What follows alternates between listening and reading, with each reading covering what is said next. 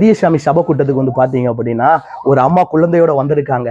அவங்களுக்கு வந்து பாத்தீங்க அப்படின்னா ஒரு பக்கம் காது கேட்கலன்ற என்னமா அவங்களுக்கு பிரச்சனை சொல்லுங்க. ஒரு பக்கம் காது கேட்கலையாமா.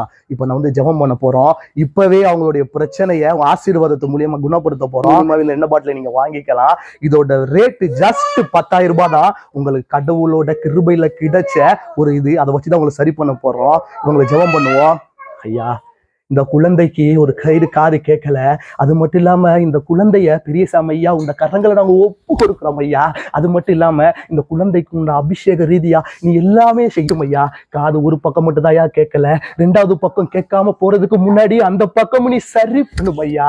அது மட்டும் இல்லாம இப்ப உங்க அற்புதத்தை இந்த என்ன மூலியமா நீ காட்டும் ஐயா. காட்டும் ஐயா, காட்டும் ஐயா. அல்லேலூயா, அல்லேலூயா சொல்லுமா. கேக்குதா? Praise the Lord. கடவுளோட அற்புதம்